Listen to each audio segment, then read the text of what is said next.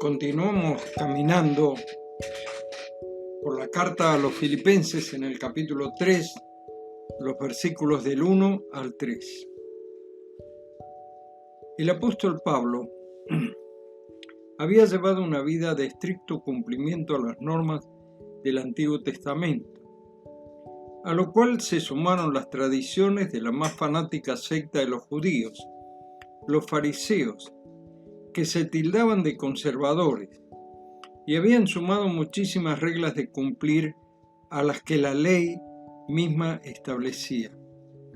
Hoy les llamaríamos judíos ortodoxos, eran muy estrictos, pensando que de esa manera, cumpliendo la ley y las tradiciones que involucraban el todo de la vida, vestimentas, comidas, ayunos, días de guardar, ritos que abarcaban los pequeños detalles e íntimos de la persona. El lavarse las manos, el higienizarse, etc. Eran todas de cumplimiento imprescindible, pero aún así no tenían paz. Pablo mismo escribió su propia experiencia y, guiado por el Espíritu Santo, nos dejó al cristianismo posterior y hasta nuestros días, cuando hablamos de este tema, que lo que en teología se llama la justificación por la fe. Debemos recordar lo que dice el libro de Romanos. En realidad fue un estudio sistemático de este tema.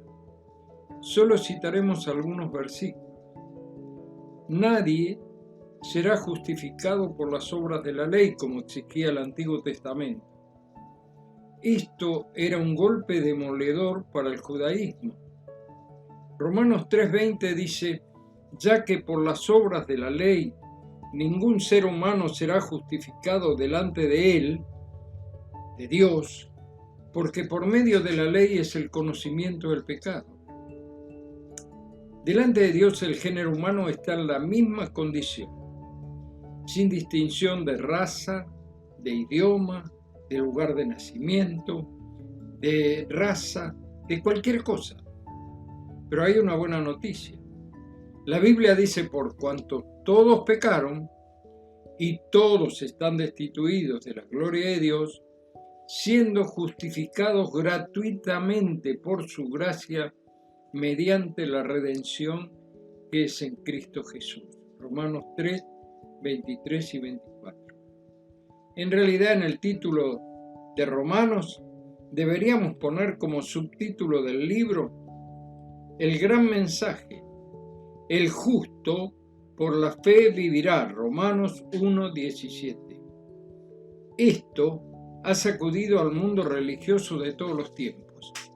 Los sistemas basados en buenas obras para alcanzar la perfección llenan de angustia a las personas, porque ni los ritos más extremos ni los más sofisticados pueden dar paz, porque solo el sacrificio de Cristo puede llenar el alma. En realidad no hay ninguna buena obra que debamos hacer para ser declarados justos delante de Dios, sino por la fe. Por la fe solamente extender la mano vacía y dejar que la sangre de Cristo nos limpie de todo pecado. Y así podemos recibir el perdón totalmente gratuito para nosotros.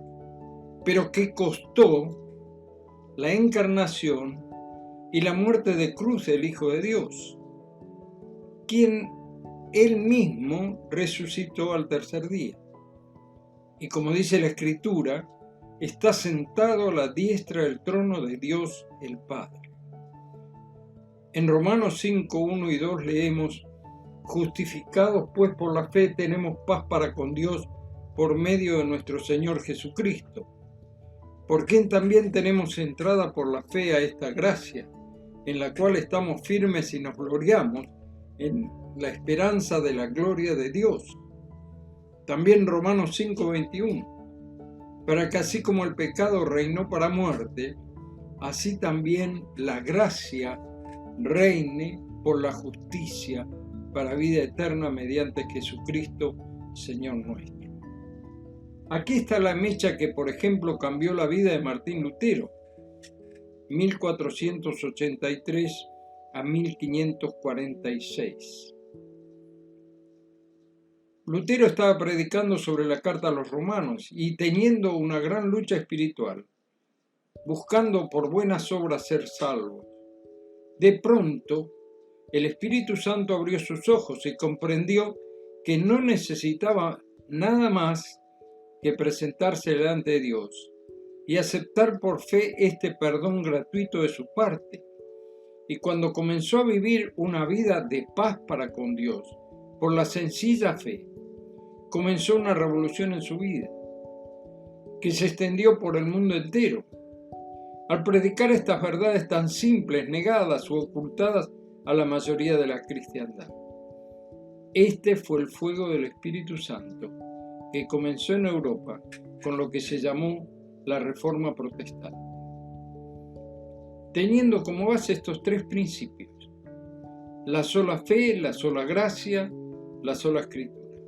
Es decir, la Biblia debía ser la única regla de enseñanza. La fe en Cristo era toda suficiente para dar al hombre la reconciliación y justificación con Dios. La salvación se recibía por la gracia de Dios, sin ningún otro agregado. Este es el principal obstáculo para muchas personas que no pueden entender la diferencia que se declara en estos versículos. Porque por gracia sois salvos por la fe, y esto no es de vosotros, pues es don de Dios, no por obras para que nadie se gloríe, porque somos hechuras suyas, creados en Cristo Jesús, para buenas obras, las cuales Dios preparó de antemano para que anduviésemos en ellas. Efesios capítulo 2, versos 8 al 10. Aquí tenemos un juego de palabras. No somos salvos por obras, pero luego de ser salvos somos creados para buenas obras. Que el Señor nos ayude a tener en claro estos dos conceptos, porque de ellos depende nuestra vida eterna. Recordemos, el justo por la fe vivirá. Será hasta mañana, si Dios quiere.